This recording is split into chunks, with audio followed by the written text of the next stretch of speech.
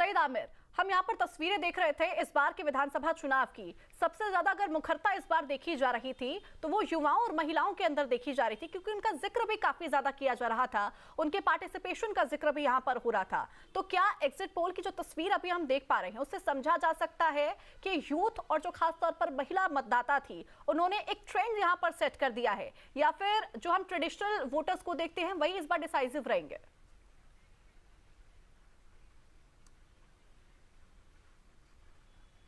देखिए, ये जो आंकड़ा आप सामने आया है, सैंपल साइज क्या रहा है, ये चीज देखनी बहुत इंपॉर्टेंट होगी। और दूसरा ये भी है कि करीब 1,75,00,000 महिलाओं ने इस बार मताधिकार का प्रयोग किया, खासतौर पे जो मतदाता थी इस बार। और जो जीविका दीदी है इस बार, जो जिस तरह से नीतीश कुमार ने अलग अलग महिलाओं को जो रोजगार के लिए कनेक्ट करने के लिए जीविका दीदी को जिनका पंजीकरण था उनको उनके खातों में 10-10 हजार रुपए पहुंचाए, उसका असर साफ तौर पे देखा जा रहा है। मैं सीमांचल के इलाके में हूं, पूर्णिया इलाका है, और सीमांचल में अगर देखें, पूर्णिया हो गया या फिर किशनगंज हो गया, इसके अलावा कटिहार हो गया, अररिया हो गया, इनमें जो विधानसभा सीटें कहा जाता है मुस्लिम बहुल इलाके हैं। यहाँ पर मुस्लिम बहुल इलाकों में ज्यादातर सीटें जो हैं गठबंधन की तरफ जाते हैं, महागठबंधन की तरफ जाते हुए दिखाई देती हैं। लेकिन इस बार जो ट्रेंड देखा गया, चूंकि हमने पूरे बिहार को कवर किया है, तो एग्जिट पोल एक तरह से हम भी दे सकते हैं कि कितनी सीटें आ सकती हैं। मेरे आकलन के हिसाब से जो पूरा बिहार मैंने घूमा है, लगभग 15,000 किलोमीटर के आसपास मैंने ट्रैवल किया है बिहार को, उसमें मुझे ऐसा लगता है कि 135 से 145 के बीच में एनडीए सरकार जो है बनाता हुआ दिखाई दे रहा। जाहिर तौर पर ये सीट जो है, जो बहुमत का आंकड़ा है उससे काफी आगे है।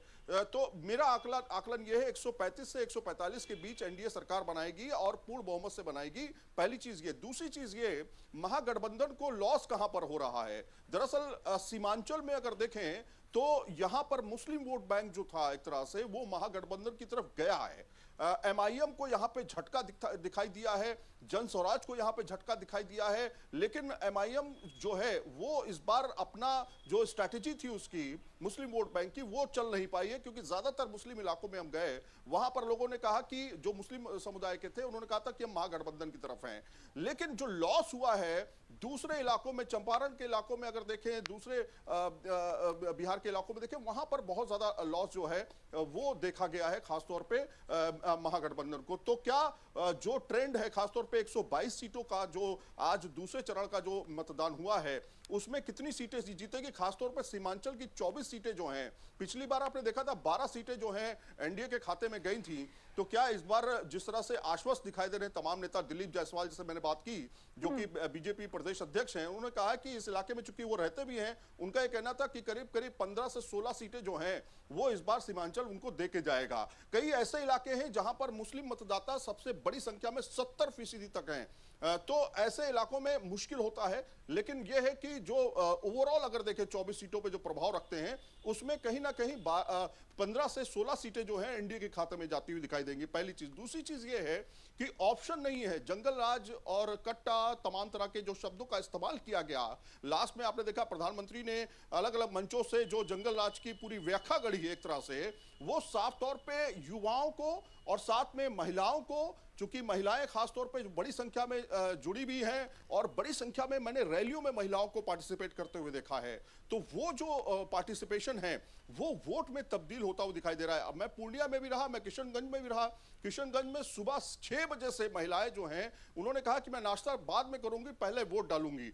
तो ये जो मानसिकता है एक तरह से, और आप देखिए परसेंटेज कितना बड़ा है, 76% से ज्यादा किशनगंज में वोटिंग हुई है। अगर हम पूर्णिया में जहां पे हम इस समय खड़े हैं, यहां पे 73% से ज्यादा वोटिंग हुई है। अगर हम कटिहार की बात करें 75% से ज्यादा वोटिंग हुई है, और इसके अलावा अररिया में भी अच्छी खासी 67% से ज्यादा वोटिंग हुई है। तो ये वोटिंग परसेंटेज जो बढ़ा है वो क्यों बढ़ा है? क्या उसमें महिलाओं का पार्टिसिपेशन काफी ज्यादा रहा है? क्योंकि जो पोलिंग बूथ उसमें महिलाओं की संख्या मुझे ज्यादा दिखाई दे रही थी। तो इस तरह की सिचुएशन है। हालांकि ये अभी एग्जिट पोल है, अंतिम नतीजे जाहिर तौर पर जो है 14 तारीख को आएंगे, तब ये पता चलेगा कि क्या जो हम लोगों का विचार है, जो हम लोगों ने ग्राउंड पर रियलिटी देखी है, वो एग्जैक्टली वो कन्वर्ट होगी कि एग्जैक्ट वोट में सीटों में कन्वर्ट हो रही है या नहीं हो रही है।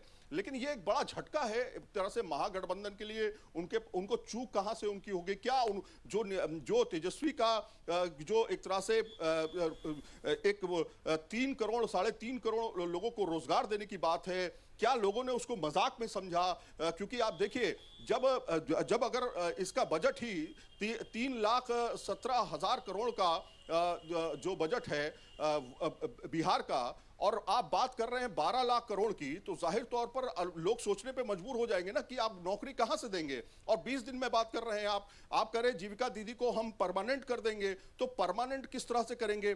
जो वो इकोनॉमी है एक तरह से बिहार की, उसको आप मीट आउट कैसे करेंगे? पैसा कहां से लाएंगे देने के लिए? तो ये सारी चीजें जो हैं, जो पढ़े लिखे लोग वर्ग है यहां पर खास तौर पे, उसके तो दिमाग में उसको तो लग गया। लेकिन जो लगातार इन सब चीजों को लेकर के सोशल मीडिया पे अलग अलग तरीके से बयानबाजी भी हो रही थी, उससे लोगों को समझ में आ रहा था कि बहुत सारा घालमेल है, मतलब ये सिर्फ दिखावटी बातें हैं। और दूसरी तरफ आप देखिए जीविका दीदी के खाते में सीधे 10,000 पहुंच जाते हैं, और फिर वो भी कहा जाता है कि 2 लाख भी मिलेंगे अगर आप इस पे काम करती हैं। तो वो प्रैक्टिकली तौर पर पॉजिटिव दिखाई दिया है। तो वो एक मैसेज भी गया है कि कहीं ना कहीं सरकार उनके लिए काम कर रही है, पहली चीज। दूसरी चीज ये है, अगर हम बिहार की बात करें तो 1990 से लेकर के 2004-5 का दौर, लालू प्रसाद यादव और राबड़ी देवी का दौर, और दूसरी तरफ अगर देखें नीतीश कुमार का ये जो दौर रहा है, इसमें डेवलपमेंट को लेकर के इस बार एनडीए ने काफी ज्यादा प्रचारित किया एक तरह से कि किस तरह से बिहार को उन्होंने बदला। एक लेकिन निश्चित तौर पर सही, अगर तस्वीर 2005 के बाद देखी जा रही है तो काफी बदलती हुई यहाँ पर नजर आई है। इस बात से कोई यहाँ पर इनकार नहीं कर सकता है। जहाँ भक्ति है हर शब्द में, कथाओं में छिपे हैं दिव्य रहस्य, और ज्योतिष देता है जीवन को दिशा। धर्म से जुड़ी हर बातों को जानने के लिए हमारे चैनल स्तुति को सब्सक्राइब करें। चैनल पर जाने के लिए इस लिंक पर क्लिक करें।